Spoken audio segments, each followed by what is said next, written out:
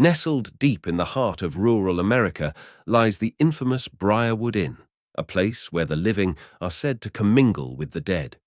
For decades, this foreboding establishment has been shrouded in an aura of mystery, sparking the imagination of paranormal enthusiasts and thrill-seekers alike. With its rich history and eerie atmosphere, it's no wonder that the Briarwood Inn has earned a reputation as one of the most haunted locations in the country. From disembodied whispers to unexplained apparitions, the reports of paranormal activity are as varied as they are chilling. As I step foot inside this labyrinthine inn, I can't help but feel a sense of trepidation. Will I be able to uncover the truth behind the legends, or will I become the latest chapter in Briarwood's never-ending nightmare? The stories are endless, and they all seem to point to one inescapable fact. Something is amiss at the Briarwood Inn.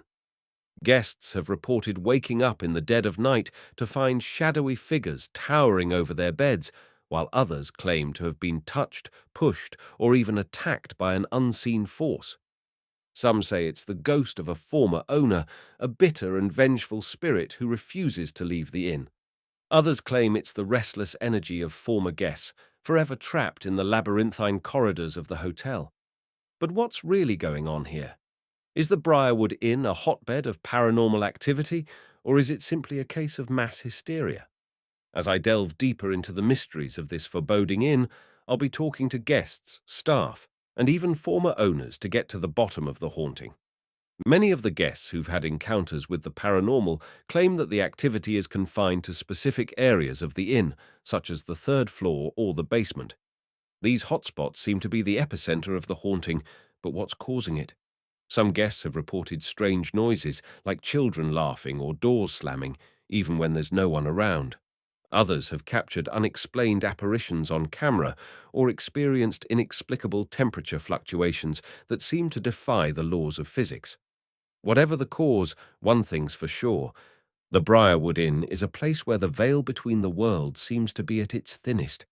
As I explore the inn's labyrinthine corridors, I'll be on the lookout for any signs of paranormal activity.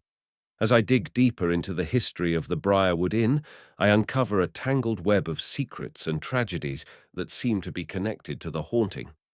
There was the fire that ravaged the inn in the 1950s, killing several guests and staff members. Then there was the mysterious disappearance of the inn's former owner, whose body was never found. Interviews with former staff members reveal a pattern of strange occurrences that seem to be connected to the inn's troubled past. From unexplained noises to ghostly apparitions, the evidence is mounting up. But one story stands out from the rest, a story that's so chilling it'll make your blood run cold. It's the story of a guest who stayed in room 314, a room that's said to be the epicenter of the haunting. According to the guest, she woke up in the middle of the night to find a shadowy figure standing over her bed. The figure was tall, imposing, and seemed to be watching her with cold, dead eyes. As she froze in terror, the figure vanished into thin air, leaving behind a faint whisper in her ear.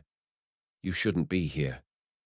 This chilling encounter seems to be the most compelling evidence yet that the Briarwood Inn is indeed haunted by a nightmare that never ends.